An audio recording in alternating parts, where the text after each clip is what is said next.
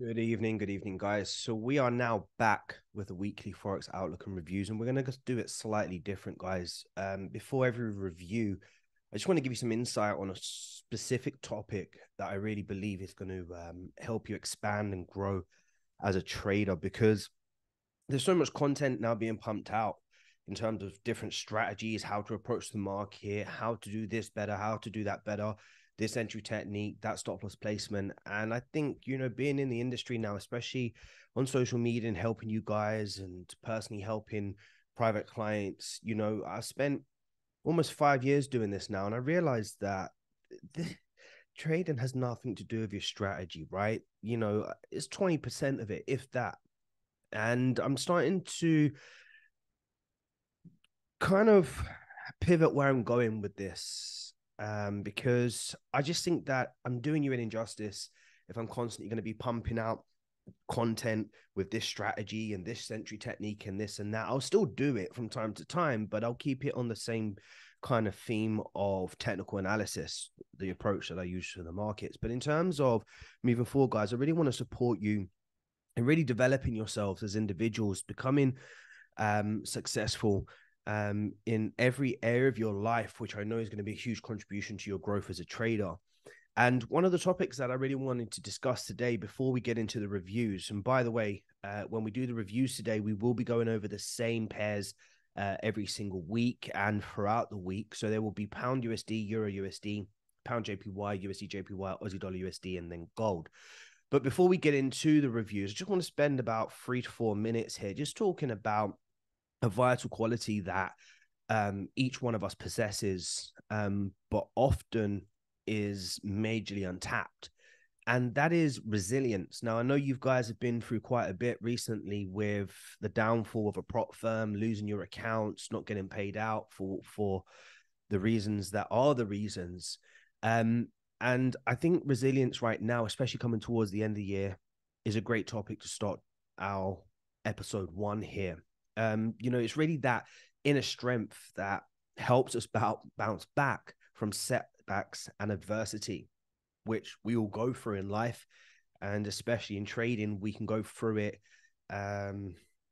It's either self-inflicted or it just happens because it's part of our business or whatever it may be. But I want you guys to think of it as our personal built-in rebound mechanism, pushing us forward when life tries to pull us back. And we live in a world full of challenges. Resilience, isn't just beneficial, it's essential. And life as we know it, guys, is never a straight path. There's going to be twists, there's going to be turns, and often unexpected hurdles. And these setbacks, whether they're small or monumental, are a natural part of our journey. And what's pivotal to remember is that it's not the setback itself that leaves us a lasting mark on our story. Instead, it's how we respond to it, right? It's our reaction. It's our resilience in the face of those challenges that really shapes our character and defines our path moving forward. So in essence, setbacks aren't roadblocks. They're just opportunities for growth. They're opportunities for learning and really building that resilience. And if history is, peppered with tales of remarkable resilience, let's just think about Thomas Edison, for instance. Before he could shed light on the world with his invention of the light bulb, he faced thousands of unsuccessful attempts. But he once remarked that I've not failed. I've just found 10,000 ways that won't work. Another shining example is J.K. Rowling, and a story that I really, really love personally. But the mastermind behind the Harry Potter series, before the world got to know the magical realm of Hogwarts, she faced multiple rejections from publishers. And Rowling's journey from being a struggling single mother to one of the most celebrated authors really reminds us that often the path to success is really paved with challenges. But here's the key. With resilience, one can turn every setback into a setup for comeback, right? So persistence is an incredible force that really helps us to push forward, right? Especially when the roads get rocky. Now imagine, it as, let's say, the heartbeat of any success story. Even when faced with a wall of failures, persistence chips away brick by brick until a path emerges. And the renowned scientist, Marie Curie, once said that life is not easy for any of us, but of that. Hear that? Life is not easy for any of us, but what of that? We must have perseverance and, above all, confidence in ourselves. And it's really this, unwavering belief in oneself and one's vision that really transforms dreams and realities. Because when you persistently chase after your goals, believing in them with every fiber of your being, the universe has a way of making that come true. So to forge resilience, guys, within ourselves, we've got to equip our arsenal with the right tools, right? So what are the right tools? Well, first and foremost, you've got to surround yourself with a robust support system, whether that be friends, family, mentors, a good community behind you, someone who will stand by you, that will offer encouragement during tough times. Then you've got to prioritize self-care. Just like a car needs regular maintenance to run smoothly, our minds, our bodies, our spirituality, our emotions require care to function at their best. So this might mean taking a moment to breathe, practice mindfulness, or simply just indulging in hobbies. Additionally, adopting a growth mindset is crucial, right? Viewing challenges as opportunities to learn to grow rather than obstacles, as a simple example. And you guys, you have to remember that every failure, every setback is a lesson in disguise, guiding us closer to our aspirations, not further from them. So you want to be equipping yourself with these tools so that you can start to watch resilience blossom within inside you. So look, as we wrap this up, I just want to really implore you guys to start viewing challenges not as daunting obstacles, but as invaluable opportunities for growth. And every hiccup, every obstacle serves as a stepping stone towards greater heights. And remember, guys, the journey towards success isn't about avoiding the storm, but it's about learning how to dance in the rain. So persevere, guys, remain resilient. You may not be getting the results that you want, but I also know that within every single one of you lies an inexhaustible well of potential. Okay. Just waiting to be tapped. So keep pushing forward, because for the horizon of success is brightest for those who refuse to give up. So stay focused on this journey, guys. Okay. That's resilience. That's episode 1. Let's look at the chart. So we're actually going to be going to the daily chart now on pound USD. Just want to get a good overview here of what has been happening in recent. We have seen massive strength in the dollar and a huge weakness in the pound here. As you can see, we've had this market pushing to the downside since August, which is almost a month and a half here. And you can see that we've kind of got this pullback happening. And we've seen it many times before. We've had this push phase, this pullback, push phase, pullback, push phase, pullback, push phase, pullback. But for the first time in a long time, look what's happened. The lower high that was formed on this daily chart here, which served as the pullback, has been broken. This is the first time in 1, 2, 3, 4 occasions, 5 occasions, 6 occasions, 7 occasions since this downtrend started that we've had a break above the high. What could that mean for us? I mean, is the dollar weakening? Do we have market conditions that are overextended? I mean, we haven't seen these levels since March. We've tapped into them, and now we're having this rebound. Is this time to see the pound start to strengthen and for price to pull back? It's a very interesting conversation, right? Let's take a look at the 4-hour time frame. So if we kind of gather the fact that at this moment in time, pound is showing signs of strength, we can see that the dollar is bottoming out. We can see that this area here for the first time in a long time, hasn't broken since March around the 2053 area. What are we expecting? Well, let's not overlook the fact that from a 4H perspective, we have technically started a range. We have an area where prices tapped into twice. And we have an area in here where we can argue we've tapped once or twice or even 3 times. It doesn't matter at this point. But we have an area to work with, especially as intraday traders. So now we can see on the daily that we have broken a structural lower high. From a 4H perspective, we're still respecting structure. So what we're looking at here is an area in the market where we take the wicks into consideration, not the bodies, the wicks into consideration, because these are the areas of reaction, right? This is where price reacts to. And just go and check on the charts. This is where price reacts to. Okay, wicks. Very, very, or more often than not, it's the wick areas that price reacts to, okay? Not the bodies, the wicks.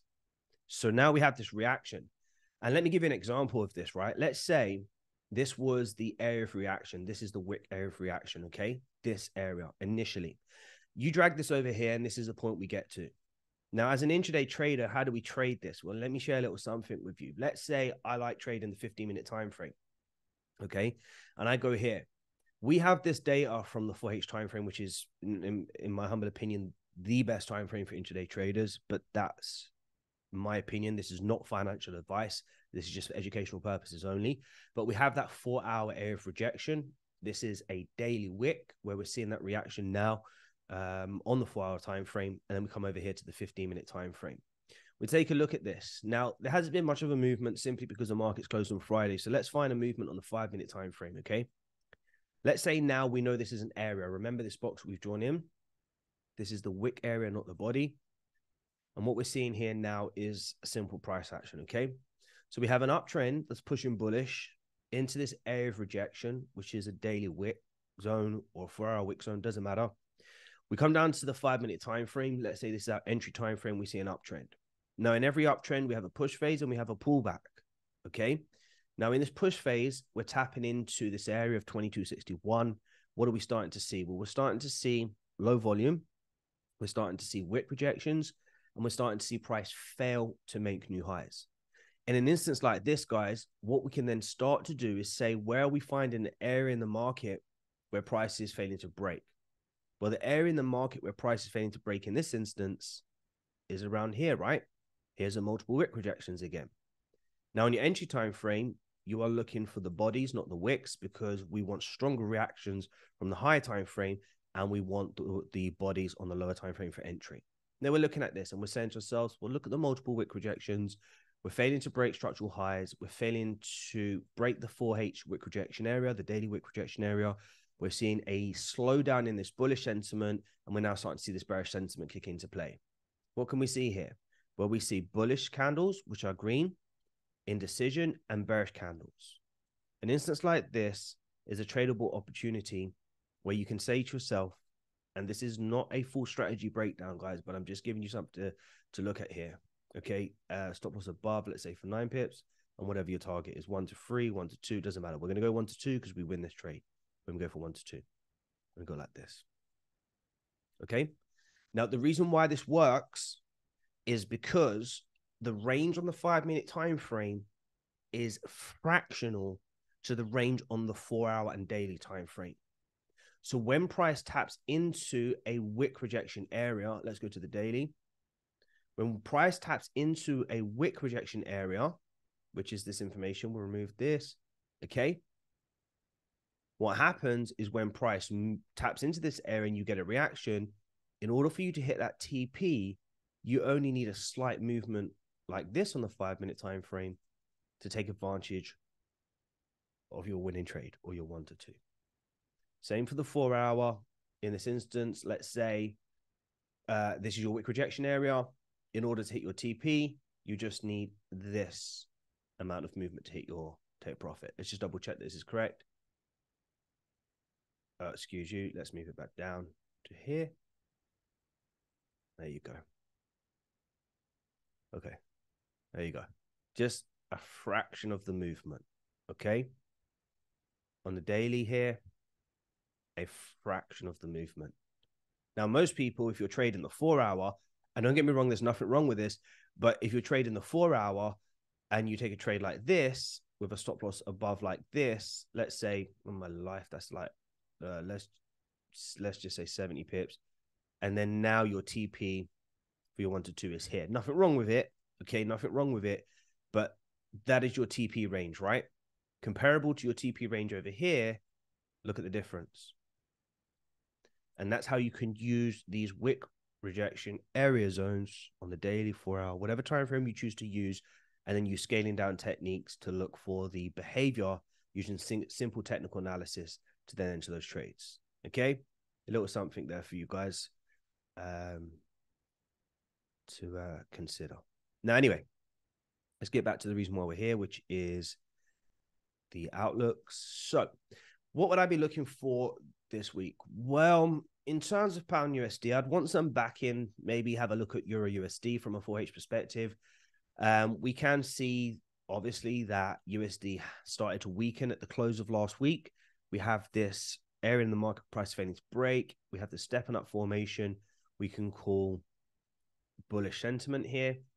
And we see big, strong green candles at the close. So USD is showing signs of weakness here. I'd like to see some strength from the pound, which we're seeing again on the 4H. Price failing to break lows. We have the stepping up formation indicating this bullish sentiment. So we have a strong pound. So that being said, moving into next week, if we are going to continue to show signs of USD weakness and pound strength, ideally, I'd like to see price clear the structural high. That being said, look for price to come back into these areas and then look for some sort of continuation. Now, when I share this with you guys, this is very broad. Okay, this is very broad, but this is kind of the idea that I will be looking for in terms of a continuation. There are many ways to trade this, but I'd recommend that you stick to your own strategies and just use what I'm telling you here as for educational purposes and just looking at a directional bias. More than anything, you're not looking for concrete evidence or 100% facts from me. You're just looking at my way of thinking, my thought process, and then compare it to yours, okay? So for pound USD, I would be looking for a continuation bullish at the start of the week. It may change on Tuesday or Wednesday. It may even change by Monday lunchtime. But as of now, this is the outlook. And the outlook is USD weakness, pound strength, price failing to break structural lows since March on the daily, strong reactions. We have the bullish sentiment kicking in, and I'd like to see a continuation bullish moving into the early parts of next week on pound USD.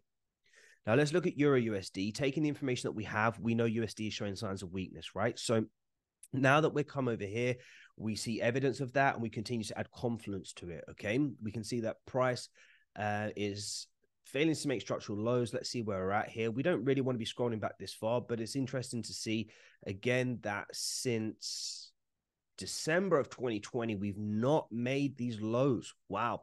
We are in a strong trend to the downside, and we have just ended a push phase. So a pullback is likely here. From a high time frame perspective, if we identify this as a lower high, we have just peaked above it. Not fully, but we've peaked above it. But what we want to do is we go to the 4 hours. We just want to make sure that we're taking into account these strong intraday levels, which is this information here. And as you can see, we kind of have similar structure to pound USD.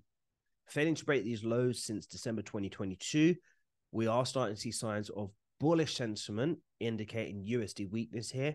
So in terms of what we're seeing, if we break these structural highs, the idea would be to look for a higher low, continuation to the upside, supporting euro strength, USD weakness, and this sentiment that we're seeing of both pound USD and euro USD that we've pushed to the downside for a very long time. We've hit all-time lows since how long?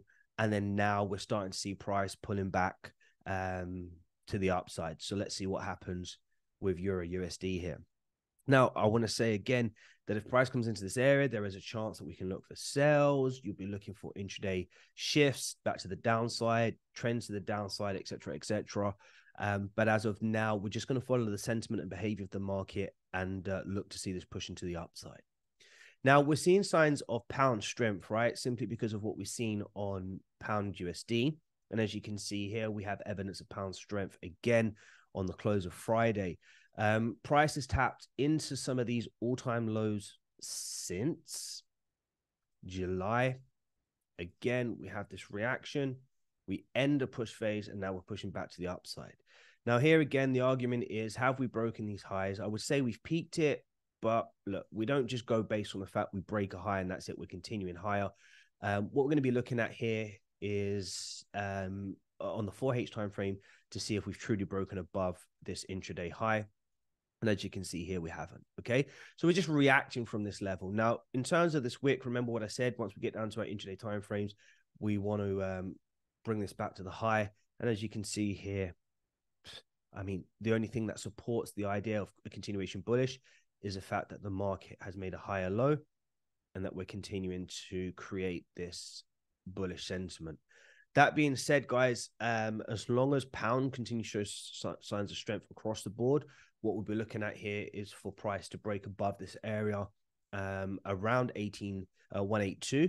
And then if we break, close above, then we'll be looking for this retest continuation. Again, providing that pound stays strong in support of what we've seen on pound USD. Now, taking a look at USD JPY, technically what we should be seeing on this chart, if we have seen USD showing signs of weakness, is a bearish sentiment. And as you can see here, we've been pushing bullish for a long time, again, supporting that USD strength. But as you can see, we have started to show signs of USD weakness and potential JPY strength. Now, it's very difficult when we look at a weakness like JPY. So let's go back to pound JPY, a weakness, which means that pound is stronger than the yen. And then a weakness on the dollar, which we've seen here on pound USD, right? Short-term weakness, it doesn't matter, just a weakness period.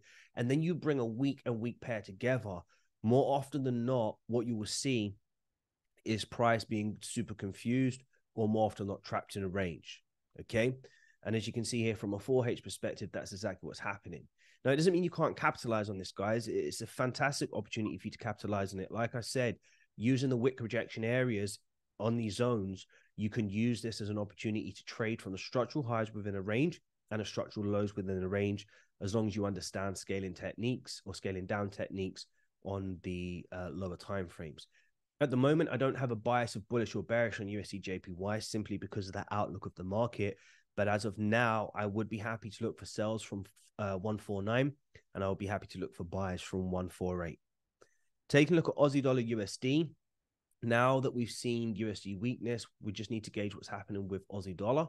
And assuming that USD is weak, we should see a bullish sentiment, which we're seeing now. On the close of Friday, we have this strong push to the upside. We've continued to hold levels in the market. Let's take a look at the daily, where price is showing signs of a push phase and now a pullback in this very awkwardly looking downtrend here. And the question is, where are we going? So what I want to mark here is this structural low just being the lowest point of this market at this moment in time. If we scroll back, yeah, okay. So if we scroll back, we haven't been down here since November 2022. See the reaction. Is this the point in the market where we start to bottom out and start retracing this move back to the upside? Maybe. If USD continues to show signs of weakness, then that's exactly what's going to happen. We have an area in here in the market where we failed to break for a very long period of time, and now we've finally broken and closed above it. Provided that we stay above this area around 637, I'll be looking for a retest of this area and a continuation, just in line with this higher low, higher high formation here, and obviously evidence of price failing to break new lows. All I'm seeing here again is USD weakness and evidence of a bullish sentiment in the market. So that's kind of what I'm gauging in terms of moving into the early parts of next week. We'll reassess on Tuesday, Wednesday when we look at the markets again. Finally, let's take a look at Goldilocks. As you can see here, trying to clear this chart and it doesn't want to do it. Let's move on to XAU USD and go to let's go to FX Open here. Okay, so looking at the daily time frame here, what are we seeing? Well, huge USD strength moving into the close of last week, guys. Definitely news inflicted. We're in an area in the market where price is showing signs of weakness, bearish sentiment weakness. Is this a sign, or is this an indication to us of a continuation of the evidence that we've seen across the market of USD weakness? Maybe, don't know.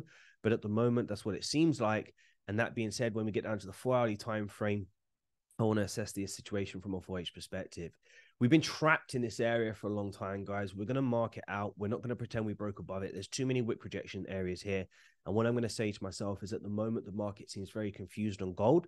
What I'm looking for is evidence of one or two things. If price breaks above this area, then this continues to add confluence to the idea that USD is weakening. With these strong trends to the downside and trends to the upside, is there going to be an exhaustion phase where we correct some of these moves? Maybe. So I'm looking for a close above here. If we get that close above, then at some point next week, I'm looking for that retest continuation or some sort of form of structure to help continue to add confidence to the idea of that bullish sentiment stepping back in. If we don't break above it and we continue to show evidence in the early stages of next week where we are sitting around this area around 1832, then I'll happily sell it as we're in a range. And if we fail to break these lows, then I'll happily buy it as we're sitting in this range. As of now, the direction is pointing more towards the upside than it is to the downside from a behavioral perspective. But let's assess and see what happens. If GU continues to show signs of this bullish sentiment, then that will support gold going up. Euro USD also pushing to the upside and developing that bullish sentiment will also support the idea of gold going up. Pound JPY also is showing signs when we look at USD JPY of yen weakness and pound strength. Looking at pound USD, we should be looking for a continuation bullish here. On USD JPY, with the weakness of USD and of yen, we want to see price break above or below to give us a strong sentiment of either or currency. But if we don't, we can play the range game here. Aussie dollar USD as well at the moment is showing signs of Aussie dollar strength and USD weakness, again supporting what we're seeing across the market. So if we can sustain this break above 63.70 and start bouncing off of these levels, then we can look for a continuation bullish. And then with Goldilocks here, we want to see price closing above to support that USD weakness. And if we don't, then it is what it is. We'll just play the range game on this one. So that's the outlook on those 6 pairs, guys. And of course, our discussion this week, which is resilience. I want to wish you guys a fantastic week ahead. This is episode 1. We're going to continue these episodes as often as we possibly can. I have been away. I do apologize. I had COVID again for the 5th time, and it took me out for about 2 weeks. But I'm back feeling good in myself, and I'm looking forward to supporting you guys and getting this cracking, okay? Until next time, take care.